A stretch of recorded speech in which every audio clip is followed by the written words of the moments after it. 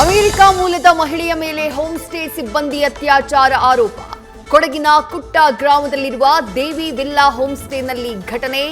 April 12ರಂದು ನಡೆದಂತಹ ಘಟನೆ ತಡವಾಗಿ ಬೆಳಕಿಗೆ.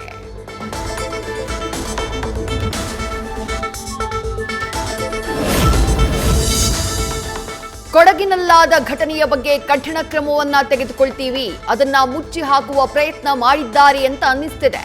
ಬಂಧಿತ ಆರೋಪಿಗಳು ಜಾರ್ಖಂಡ್ನವರು ಅಂತ ಮಾಹಿತಿ ಕೊಟ್ಟ ಪರಮೇಶ್ವರ್.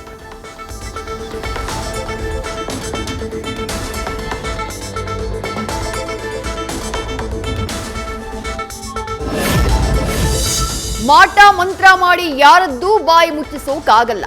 ಹಾಗೆಲ್ಲ ಮಾಡಿಸುವುದಾದ್ರೆ ರಾಜಣ್ಣ ಅವರೇ ಮಾಡಿಸಿರ್ಬೇಕು.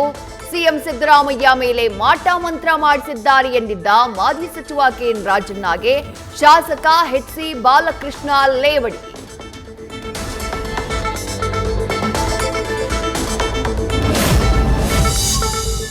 ಕಬಡ್ಡಿ ಆಟದ ಬಗ್ಗೆ ಹಳ್ಳಿಯಲ್ಲಿ ಎಲ್ಲ ಮಾತನಾಡುವಂತೆ ನಾನು ಹೇಳಿದ್ದೇನೆ. ಕಾನೂನು ದೃಷ್ಟಿಯಿಂದ ಅದು ತಪ್ಪು. ಆದ್ರೆ ನಾನೇನು ಬೆಟ್ಟಿಂಗ್ ಪ್ರಮೋಟ್ ಮಾಡಿ ಅಂದಿದ್ರೆ ಸರಿಯಲ್ಲ. ಕ್ರಮ ಕಾನೂನಿಗೆ ಬಿಟ್ಟಿದ್ದು, ಅದನ್ನ ಗೌರವಿಸ್ತೀನಿ ಎಂದ ಪರಮೇಶ್ವರ್.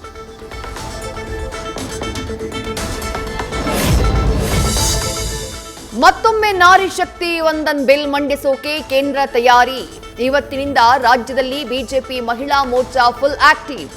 3 ದಿನಗಳ ಕಾಲ ಹಲವೆಡೆ ಸುದ್ದಿಗೋಷ್ಠಿ, ನಂತರ ಪಾದಯಾತ್ರೆ, ಮನೆ ಮನೆಗೆ ತೆರಳಿ ಮಾಹಿತಿ.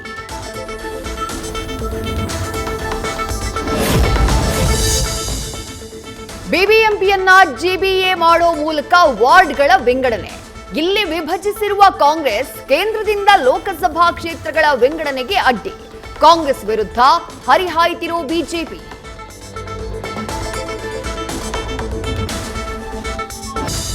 ಕಸ ಹಾಕಿ ಬರ್ತೀನಿ ಅಂತ ಮನೆಯಿಂದ ಹೊರಬಂದ ಮಹಿಳೆ ನಾಪತ್ತೆ.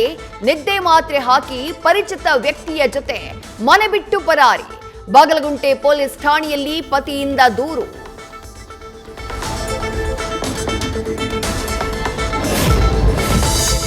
ಮಂಡ್ಯದಲ್ಲಿ ಅಣ್ಣ ಅಂತಾನೆ ಗಂಡನ ಸ್ನೇಹಿತನ ಜೊತೆ ಪತ್ನಿ ಎಸ್ಕೇಪ್. ಮದುವೆಯಾದ 2 ವರ್ಷಕ್ಕೆ ಮತ್ತೊಬ್ಬನ ಜೊತೆ ಜೋಟ್.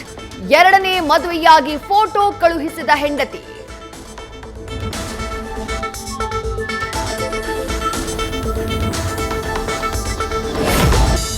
ಸೈಟ್ ವಿಚಾರಕ್ಕೆ 2 ಕುಟುಂಬಗಳ ನಡುವೆ ಗಲಾಟೆ. ರಾಯಚೂರು ಜಿಲ್ಲೆಯ ಅರಕೇರ ಗ್ರಾಮದಲ್ಲಿ ಪರಸ್ಪರ ಹೊಡೆದಾಟ. ಬೆತ್ತ ಕಲ್ಲುಗಳಿಂದ 2 ಕುಟುಂಬದ ಬಡಿದಾಟ.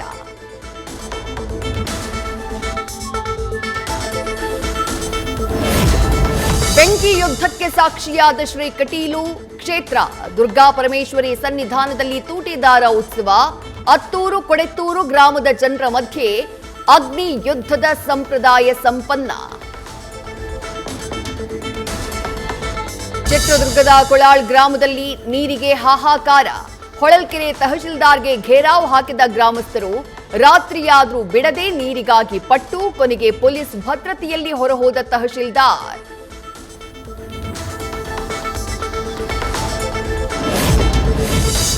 ಬಿರು ಬಿಸಿಲು ಆರಂಭಕ್ಕೂ ಮುನ್ನವೇ ನೀರಿಗೆ ತತ್ವಾರ.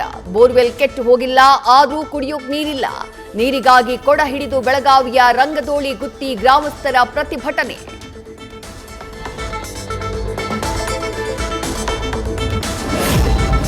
ಇರಾನ್ ಜೊತೆಗಿನ ತಾತ್ಕಾಲಿಕ ಕದನ ವಿರಾಮ ವಿಸ್ತರಣೆ. ಪಾಕಿಸ್ತಾನದ ಮನವಿಯ ಮೇರೆಗೆ ಕದನ ವಿರಾಮ ವಿಸ್ತರಿಸಿದ ಟ್ರಂಪ್.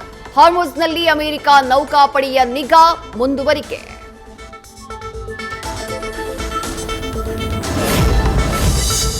ಕೇರಳದ ಪಟಾಕಿ ಕಾರ್ಖಾನೆಯಲ್ಲಿ ಸ್ಫೋಟದಲ್ಲಿ ಮೃತಪಟ್ಟವರ ಸಂಖ್ಯೆ 13ಕ್ಕೆ ಏರಿಕೆ. ಸ್ಫೋಟದ ತೀವ್ರತೆಗೆ ಕಾರ್ಖಾನೆಯ ಕಟ್ಟಡ ಸಂಪೂರ್ಣ ನೆಲಸಮ. ಗಾಯಗೊಂಡವರು ಸ್ಥಳೀಯ ಆಸ್ಪತ್ರೆಗಳಿಗೆ ದಾಖಲು. ಕೆಲವರ ಸ್ಥಿತಿ ಗಂಭೀರ.